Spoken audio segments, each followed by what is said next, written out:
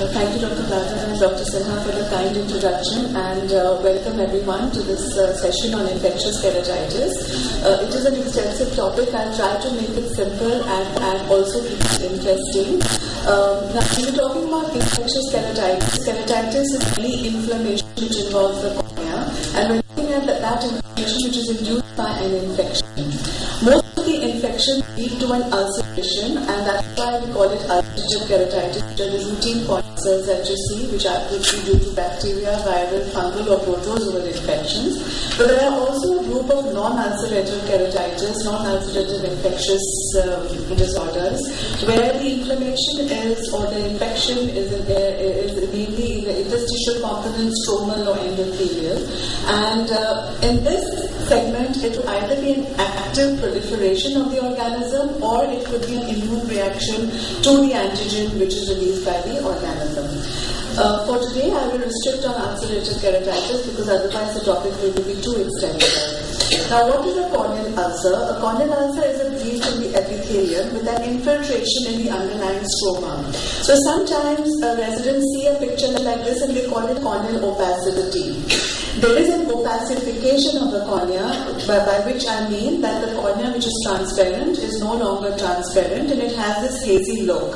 But by convention, we restrict the word opacity to a condition where the event has taken place and has ended up with a corneal scar, or the healing has been completed and you are left with a scar. That is when we use the word opacity. But when you have an active inflammation, active infection, edema, or whatever it may be, then we use the word opacification or corneal haze and so on. The importance is to detect the concept of the infiltration. So for this you require a slit lamp. With a torch it is difficult to differentiate whether it's an infiltrator or an opacity. So you can get an idea with experience because of the nature of splitting of the image of the torch or whatever light source you have. If it is an opacity, you will usually find that whatever reflection you are getting from the torch on the cornea, it has a sort of a uniform and a complete look, whereas with the ulceration or infiltration, it has a distorted appearance. So this is a very vague idea you can get with the torch, but you really need to look at the patient on a slit lamp. And then you will call it a corneal ulcer. So then if you have, say, a patient with just an epithelial defect without any of this infiltration, then that is what you will call a corneal abrasion or corneal erosion. So definition is a breach in the epithelium with an infiltration in the underlying or surrounding stroma, and you have to differentiate from a simple shedding off of the epithelium, which would be an abrasion or an erosion. We will usually use the word abrasion if it is induced by an external stimulus or an insult, such as a fingernail trauma or some foreign body or some injury. And erosion is used for a spontaneous shedding off of the epithelium, which is leading to that epithelial defect. And keratitis, as I said, is the inflammation with the infiltration, and corneal ulcer is an ulcerative form of keratitis. The etiology we already know are varied, and it is useful to make a clinical diagnosis based on a clinical assessment, so that you can start an empirical treatment as soon as possible. You also have to look at certain other examples of ulcerative keratitis, which could be so-called sterile. That is, you have a similar kind of appearance, but it is not due to an active invasive organism. So you can sometimes get it with vernal or atopic keratoconjunctivitis. You can get marginal keratitis associated with lid margin disease. Then you have rectangular keratoconjunctivitis, and you have peripheral ulcerative keratitis, such as Moran's if there is no known disease, or they may be associated with collagen vascular disorders. Now, what are the risk factors for corneal ulcers? A break in the epithelium, which allows the introduction of the infectious agent. There are few organisms which are known to penetrate and invade an intact epithelium. That includes Corynebacterium diphtheria, Haemophilus, Neisseria meningitidis, Neisseria gonorrhoeae, Listeria, and Shigella. Of these, in our of current practice, it is basically Neisseria gonorrhoeae, which you may see. The other organisms are not that common. Please remember that there is a setting of patients who are at risk for this kind of an invasion, and I would like to say that if you see a patient who has any of these risk factors, we would like to educate the patient in that situation to prevent a secondary invasion. So, for example, trauma, contact lens wear, and then there are, of course, traumatic lashes. So, if you have a patient who has sustained a trauma, then you do have to give him antibiotics to allow during the healing process, and also caution the patient not to splash water into the eye, because a lot of people are getting water from tanks or taps or from any other source in the village, and they do not understand that this water itself may be a source of invasive or infectious organisms. So once you have a breach in the epithelium and you see the patient for some other reason, maybe some minor erosion, so it is the duty of the ophthalmologist to explain to the patient that please do not splash water into the eye. This is the reason why even after LASIK or any cataract operation, we tell the patient that do not splash water inside the eye and don't try to wash the eyes with water. Contact lens wear and trichiasis are other conditions. You see the trichiatic lashes, remember to epilate them straight away and then go for electrolysis or endocrine surgery. Don't forget that there are other risk factors such as depressed immunity. The patient may be using topical steroids and may not care to mention or may not realize the relevance and may not give you this history. Similarly, dry eye. So patients with dry eye also are prone to infection. And of course, we have iatrogenic infections which can be due to any surgery such as cataract, keratoplasty, LASIK or other refractive surgery. LASIK is important because there again, the patient not only is using steroids, not only has the eye undergone an insult, but in addition to that, the corneal nerves have been cut. So that makes the patient more at risk of getting infection, and it is very important to counsel them. Of course, you know the clinical features: pain, redness, watering, foreign body sensation, and diminution of vision. And what are the signs? The extent of lid edema is an indication about the severity, and also with severe lid edema, you have to suspect that there may be associated underlying endophthalmitis. There is photophobia, which is most prominent in patients with bacterial as well as viral or amoeba keratitis, less prominent with fungal. Watering, decreased vision, ciliary congestion, loss of the corneal surface smoothness. That is what I was explaining earlier. That is how you will pick up with a torch if supposing you don't have a still lamp, you've gone for a camp and you want to know there's an epithelial defect. Look for the nature of the corneal smoothness, and you can get an indirect evidence of that from the corneal reflex that is seen. And of course there is opacification. Always stain a patient with a corneal ulcer or infectious keratitis, because that determines the exact extent, and make a diagram, do the measurements, and then on follow-up, this is one of the important parameters in determining how the ulcer is healing. So the decrease in the size of the epithelial defect is extremely important in seeing the response to treatment and documenting progression. Make a diagram showing the infiltration. If there is a patient who has a perforation, then that requires a different management altogether. Look for hypopion or pus in the anterior chamber, associated uveitis, iridocyclitis, and don't forget evidence of secondary glaucoma, because that can make a lot of difference in the ultimate lowering of the risk of complications and vision loss. So here we have an example. So when you're describing a case of corneal ulcer, you will look at the congestion, you will look at the extent of opacification, the extent of the epithelial defect, and the nature of the hypopion. A photograph is the best for documentation, but if that is not practically possible, a good diagram is important. Certain cases of infection may appear with this kind of a brownish pigmentation, which you may mistake for a perforation and iris prolapse and pseudocornea formation. In such a case, look very carefully at the anterior chamber. If the anterior chamber is formed or not, or is it flat? If the anterior chamber is well formed, there is no evidence of a perforation, look at this pigmentation more carefully. It may be a dentaceous fungulus, which is a pigmented fungal infection. If you see an ulcer like this, it looks innocuous. It looks as if it is peripheral and it is small. However, in such a case, do look carefully in the presence of flare or cells in the anterior chamber or keratic precipitates to make sure that to decide what is the treatment that you would give. This is an example of a dendritic ulcer which came with fluorescein. You can see the classical branching pattern. And here is a viral ulcer in a patient who has had a corneal graft. So the patient has an anesthetic cornea, also is on chronic steroid use.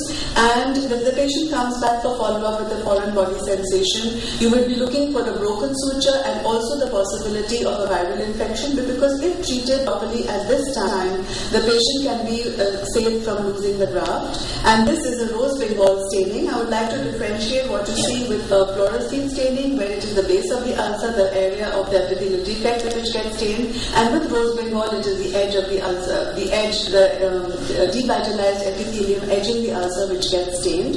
After putting rose Bengal, please wash it off with a few drops of artificial tears, because it can be quite irritative to the eye. So this is a combination staining of fluorescein as well as rose Bengal. This is one example of an ulcer which has perforated, and then now you have a pseudocorneal formation. As you see in the previous photograph over here, you can see that now it is a healing ulcer. Now this thing is getting more localized and the surface is smoothening. And this is an example of a flat ulcer. What is it? A sloughing corneal ulcer. So the corneal tissue has been completely lost. It is melting away, and because of the toxins which are released by the bacteria common with Pseudomonas. So therefore the whole corneal tissue has completely sloughed off, and you're left with this exposed iris and pseudocornea formation. This is an example of a healed ulcer with a corneal opacity. If you're grading this corneal opacity, you all know that we will call it leukomatous. If through the opacity you cannot see iris and pupil. Macular, if you can see the iris and pupil, but you cannot see the pattern clearly. And nebular is when you see the pattern also, but you can make out that it is slightly hazy. Now, what are the complications and sequelae? Basically, corneal opacity is expected, but as I said, if you treat the infection properly at the proper time, you can prevent the opacity from being very large, and sometimes you can preserve the vision completely. If there is a perforation, corneoiditic scar, anterior staphyloма, glaucoma, cataract, and endophthalmitis. These are all the complications and sequelae that you have to look out for.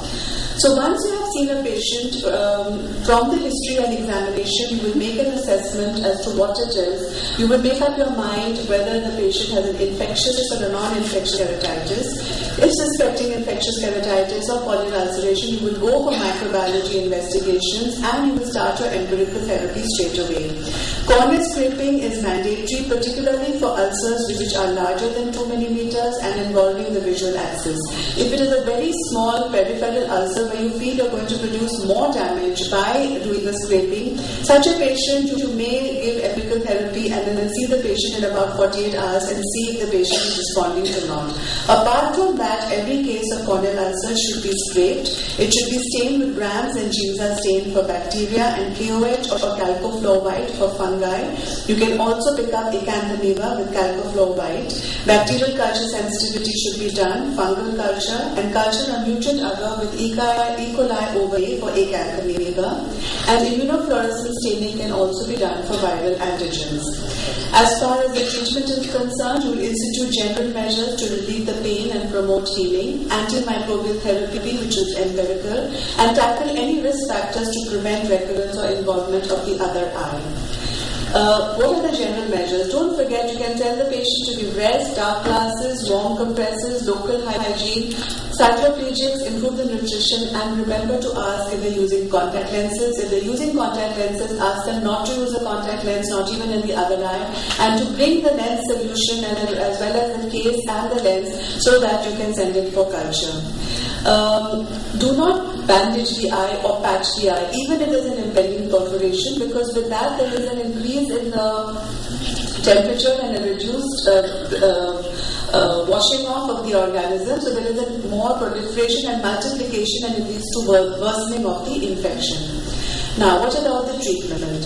Empirical treatment means that you are starting your initial therapy based on your clinical diagnosis, and you will revise it depending on the response as well as the culture report.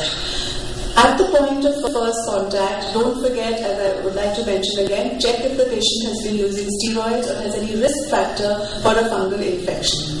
If it is clinically suspecting a bacterial infection, you would start on fortified antibiotics as your first choice, which is 1 hourly antibiotics, 2 of them alternately half-hourly round the clock for the first 48 hours. Usually cefazolin and antobramycin is what we use in India because of the spectrum of organisms that we get and a high resistance to the ciprofloxacin and ofloxacin. In some of the Western countries such as United Kingdom, they will first start with oflox or ciproflox. Whereas in India, there are reasonable amount of reports from all various parts of the country that there is a high resistance. So the first choice would be cefazolin and tobacin. Unfortunately, these are not available commercially, so they have to be prepared. So therefore, if you have ulcer which is moderate and you can keep the patient on close follow-up, you can also start monotherapy with moxifloxacin or gatifloxacin, but the frequency will be 1 hourly round the clock. After the first 48 hours, you can reduce it to 2 hourly, then 4 hourly, then 6 hourly. So don't keep them on 1 hourly for weeks together. After first 48 hours, reassess the patient, take a decision. Is the patient improving or not improving? If the patient is improving, reduce it to 2 hourly and also review your culture report.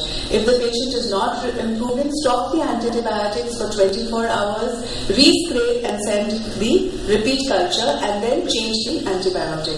The alternative would be like if you have first started with cefazolin, tobramycin, then you can change to gatifloxacin or moxifloxacin or vice versa, and vancomycin and amikacin or polymyxin B if you are strongly suspecting tuberculosis. Now coming to fungal ulcers. If you have I would caution people from starting antifungal straight away, even if you suspect it as fungal. Try to get an actual diagnosis by a smear. KOH, you can get the report within half an hour. So if you have a proven fungal infection, then do not give the fortified antibiotics. Give the antifungal with a cover of antibiotic like moxifloxacin 3 to 4 times a day to prevent any secondary bacterial infection. The drug of first choice remains natamycin, 5% eye drops. Again, it will be 1 hourly, and then after 2 days you can reduce it to 2 hourly. After 14 days of treatment with natamycin, if it is not responding, you can add voriconazole 1% eye drops. Other options are there, but they are not really relevant because the kind of organisms we get in India are Aspergillus in North India and Fusarium in South India, and this combination treatment is usually enough to cover that. Coming to antiviral therapy, acyclovir 3% eye ointment 5 times a day till the ulcer heals, which should be given for 7 to 10 days. Ideally, you should call the patient back after a week, and if the ulcer is completely healed, give it for another 3 days and then stop. If you continue to use the acyclovir ointment beyond that, then it tends to be an epithelial toxicity. The role of oral acyclovir I will cover in more detail in another set of slides.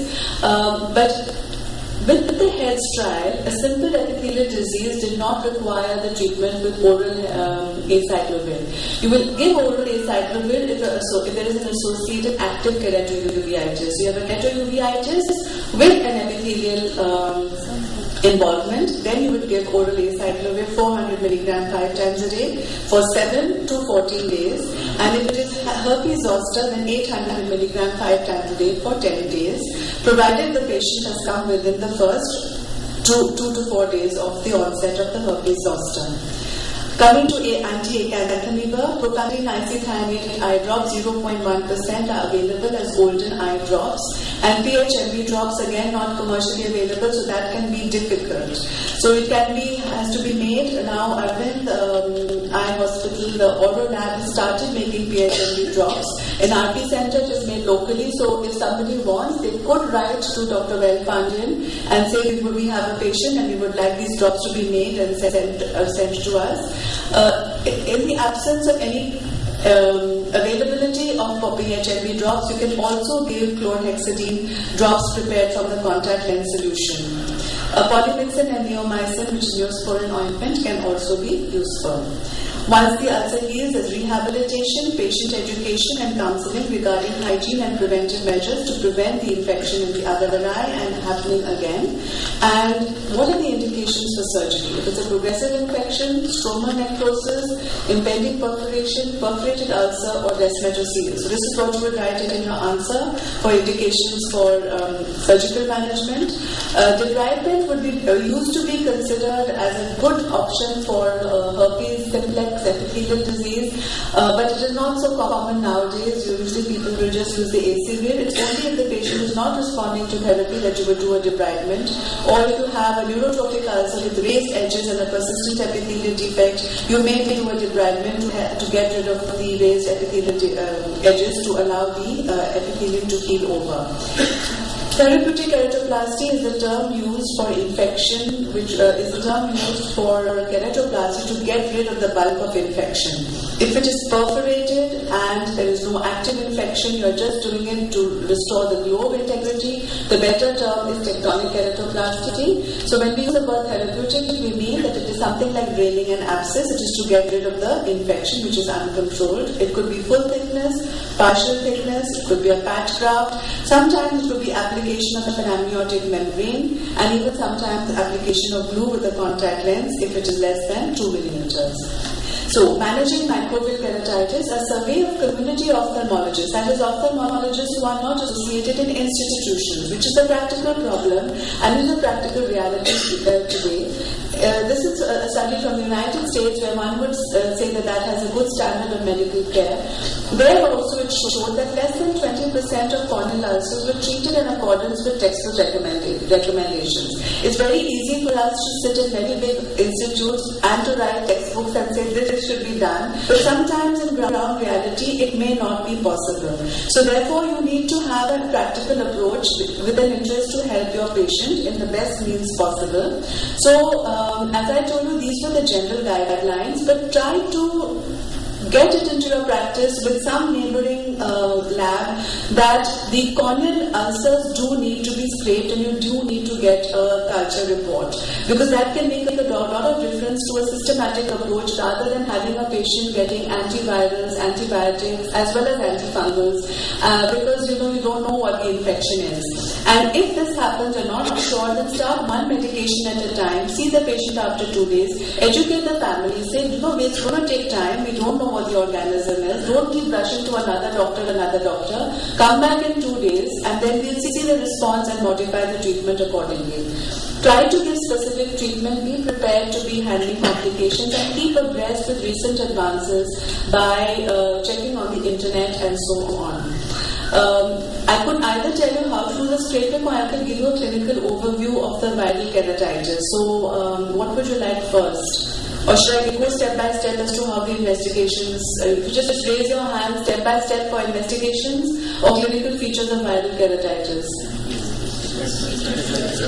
Okay, fine. So the lab investigations, a detailed history, thorough clinical examination using the slit lamp is important. You would have to do a direct visualization of organism and inoculation under the appropriate techniques. Collection of specimen, you have to take the specimen from the base as well as the edge of the ulcer and use disposable blade or disposable needle. Once you touch the ulcer, do not touch the ulcer back with that same blade or needle. So you need at least 3 to 4 15-degree blades, 15 or number 11 blades, which are sterile surgical blades or needles. With the needle, you tend to get very little material.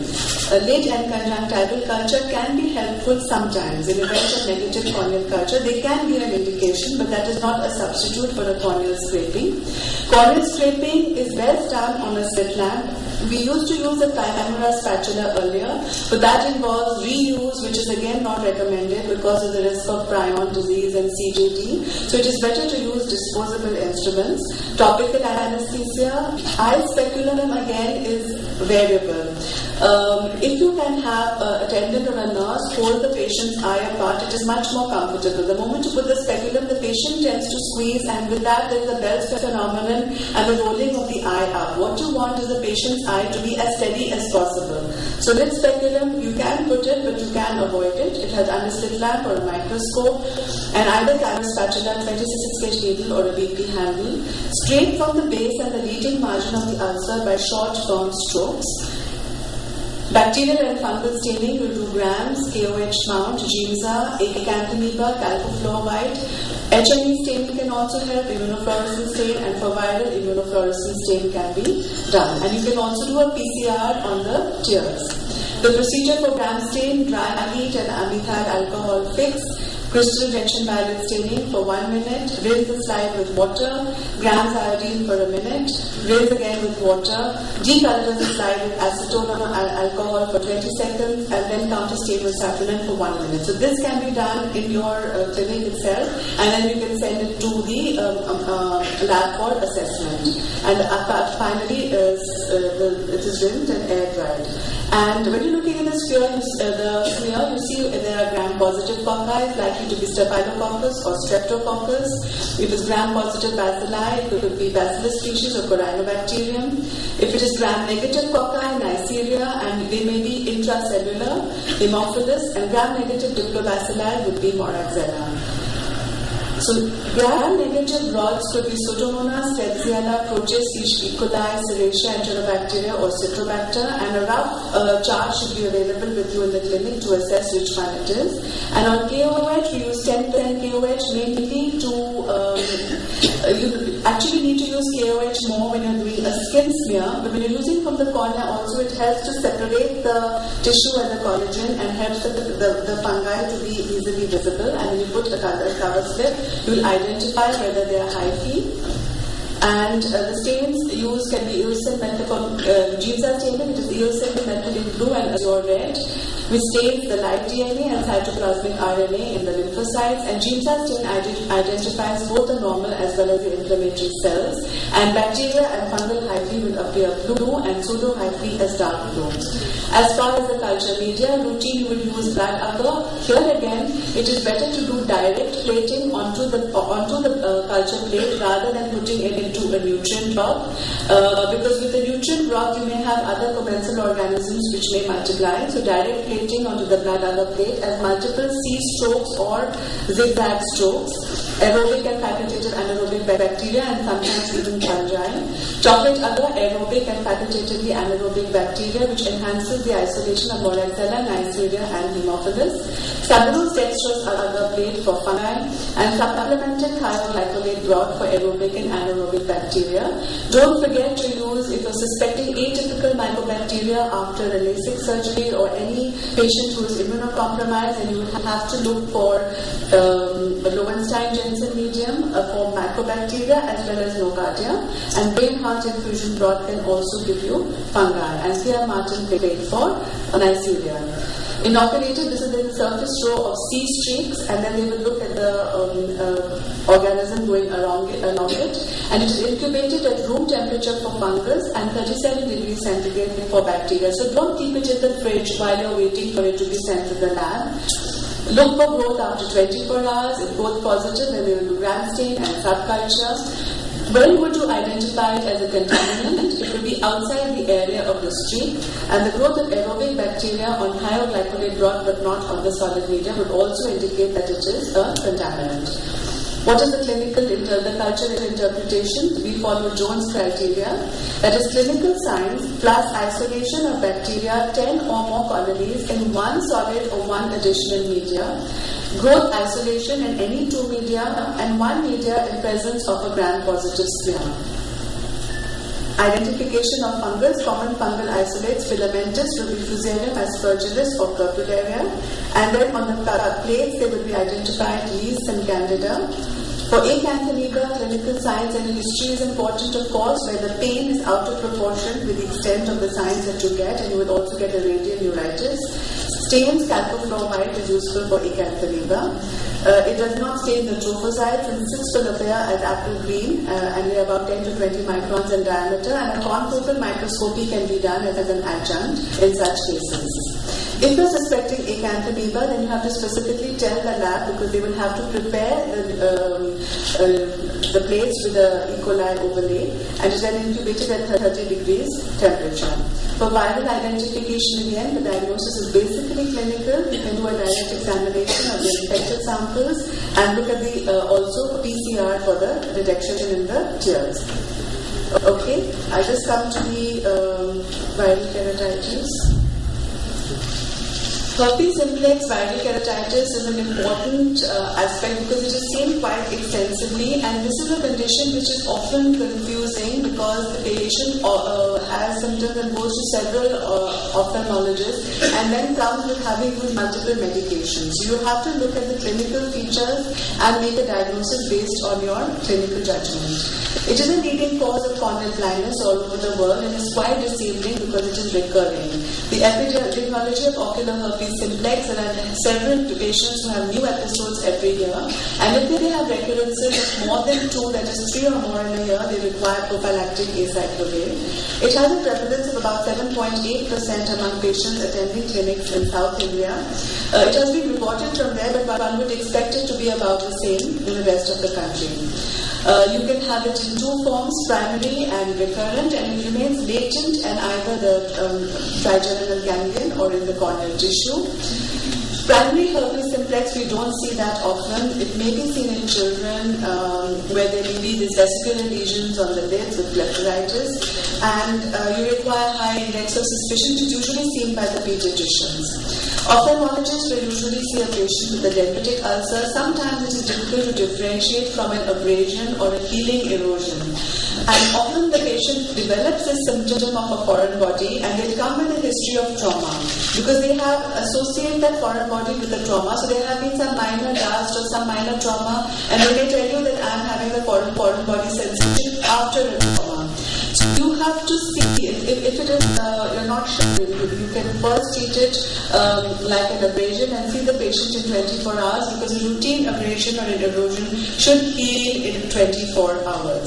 So the most characteristic lesion for herpes simplex is the dendritic ulcer, where you have the typical branching linear pattern with feathery edges. Usually you don't get this with a corneal abrasion or an erosion because usually it will have a more geographic pattern, and this is caused by live virus, and you can reconfirm by staining the edges with rose bengal. Now, this geographic ulceration is a very common manifestation of herpetic disease, and this is the kind which you have after recurrences, and you are not sure as to what is the etiology and is it herpetic or not. So these are the cases where if you see a patient with this kind of lesion, you will take a careful history, look at the previous records, and you would scrape this lesion and send it for the associated microbiological investigations as well. Checking for corneal sensations is extremely useful in such cases. If you have this kind of appearance with an anesthetic cornea, it's a high likelihood that it is herpetic. And delicate dendritic lesions may take a broader form in some cases. But if in doubt, first treat as bacterial, see in 48 hours, and then if it's not responding, you can give a trial of antivirals rather than giving everything on the first day itself. You can sometimes get an atypical dendritic ulcer. The patient has already had treatment. There may be few branches. There may be no terminal bulbs. So here you require a high index of suspicion. And the pictures I'm showing you are all patients, part of Manoj's thesis, where it was proved by herpes simplex viral antigen detection as well as PCR, and the patient responded to treatment. So I can say with conviction that sometimes the pattern may look atypical, but it actually turned out to be confirmed herpes simplex. Recurrent epithelial erosions may also occur where you may have, so this is the kind of appearance where you may also think that it may have been abrasion or an erosion. So sending a sample for herpes PCR is very useful, and often labs will have that facility now. Neurotrophic keratitis is another feature which you can get with recurrent viral keratitis, where you have a chronic so-called sterile ulceration where there is no active infection, it is just because of the loss of the sensation. You have a grey thickened border with the heaped up epithelium, and this does not require the antiviral, it requires conservative measures and maybe amniotic membrane transplantation. Recurrent herpetic keratitis can sometimes also come with a subepithelial lesion, a closed opacity, which can lie immediately under the epithelial lesion. And marginal keratitis can also sometimes be a manifestation of a herpes simplex, and sometimes in these cases the corneal sensation may also remain normal. Recurrent herpetic keratitis can have interstitial keratitis, which is a dense infiltration without necrosis, deep vascularization. How do you know if it is active or healed? By the presence of the ciliary congestion and the patient's symptoms. The patient will come with some kind of symptom, discomfort, pain, increase in photophobia, and such are the patients, if the epithelium is intact, they can be treated with topical steroids and systemic antiviral. Sometimes you can get a limbal vasculitis, which can be usually focal. One or more quadrant may be involved with an edematous hyperemic reaction and Dellin formation. And another classical form of viral keratitis is disciform keratitis. This can be picked up very easily. You'll see a sort of a round discoid kind of an opacification, which will look like an opacity. But when you see in the slit lamp, there is an infiltration, and there are these few descent spores. There will be KPs. This is the most common form of stromal disease and herpes simplex infection. There will be edematous stroma. It's not just a scar; it is an edematous stroma. And if you follow the slit that you see with the slit lamp, you will find that there will be a convexity over here. The slit will start in a normal meniscus shape here, and here it will become biconvex and then thinner. That's an indication that it is an active stromal inflammation. Keratic precipitates may lie directly under it, so look carefully under high magnification. Sometimes you can have combined epithelial and stromal disease, and in such a case you will withhold the steroids, treat only with antivirals. Once the epithelial defect is healed, only then you will start the topical steroids. In this stage you will give the antivirals with mild antibiotic as well as cycloplegic. Necrotizing keratitis can also come where you have single or multiple areas of dense infiltration with an accompanying necrosis, and deep vascularization is often present, and you may get a red and white mottled pattern because of bleeding from the hemorrhages from the vessels. And necrotizing keratitis with perforation is another manifestation. Now, endothelitis. You may sometimes see a patient who comes with predominantly endothelial involvement. There's no history of any other associated feature. So this is a case where you may get linear, focal or diffuse areas of keratic precipitates, and there may be demarcated edema, there may be a non-edematous corneal zone and keratic precipitates as well.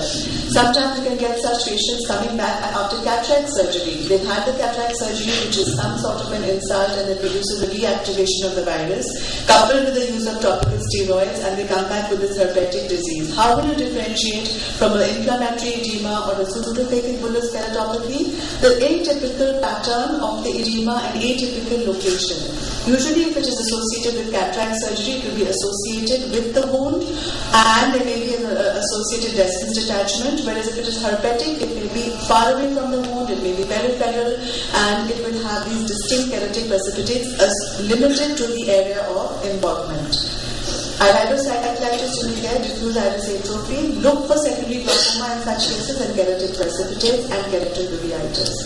You can also get episteritis and steritis, may be associated with blepharoconjunctivitis and keratitis. And then following penetrating keratoplasty, if you have herpetic disease, it can be very confusing. Firstly, you may think of it as a persistent epithelial defect. Secondly, you may, if you have an endothelitis, you may suspect it to be a graft rejection, and it can be truly difficult to differentiate. So, the difference being that if it is an endothelial rejection, all the inflammation will be limited to the donor tissue, whereas if it is herpetic, there will be a spillover to the host cornea as well. Keratitis with secondary infection can happen, and the laboratory diagnostic techniques I mentioned, cytological examination, viral culture, immunological tests can also be helpful, but no investigative modality has been clearly established for stromal keratitis and endotheliitis. Tear film PCR can be helpful in such cases, so a positive diagnosis is helpful. A negative diagnosis does not rule out the infection. And the treatment. To tell you quickly, there's a whole host of antivirals available, but today acyclovir 3% ointment 5 times a day will be your drug of first choice. If the patient doesn't respond and you're very confident it is herpetic and you're suspecting a resistance, you can try ganciclovir eye ointment 5 times a day as well. Benefit of that is that it is a gel rather than an ointment. talking about oral acyclovir, active treatment 400 mg 5 times in a day for 7 to 14 days. Particularly there is a keratouveitis, and then a prophylactic dose of 400 mg twice a day for 1 year.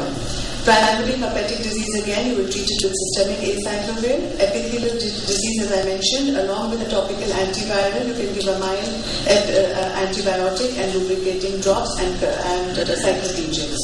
If it's a trophic post-infectious ulcer, you will also do general debridement. You will do copious lubrication, sometimes topical medroxyprogesterone, and oral doxycycline to reduce the melting of the stroma. And interstitial keratitis will be treated with topical steroids, oral acyclovir and cycloplegics, and any secondary glaucoma if present. Just to give you 2 slides on the HEADS trial, prevention trial for epithelial keratitis, there was no beneficial effect of oral acyclovir in preventing the stromal keratitis or iritis. So epithelial disease you will not treat primarily with oral acyclovir unless it is associated with a keratouveitis and has recurrences, you will prophylactic dose of 400 mg BD for 1 year. Therapeutic trial for herpes simplex stromal keratitis not on steroids, and stromal keratitis on steroids with iridocyclitis. In practical terms, if the patient has herpetic disease, stromal keratitis without epithelial involvement, you can use topical steroids. You do not have to give acyclovir cover, but if you have a strong suspicion of associated keratouveitis, you can give oral acyclovir. Topical acyclovir is not that useful. The HEADS 2 trial, herpes simplex viral epithelial keratitis trial, where they evaluated the beneficial effect of oral acyclovir given during treatment of an acute attack in preventing the occurrence of later blinding complications. And as I mentioned earlier, basically that it is to be used only for recurrent disease and given for a year. Surgical treatment, as I said, can be done for necrotizing stromal keratitis, a tectonic therapeutic keratoplasty, or a patch graft, which can be quite rewarding. Thank you.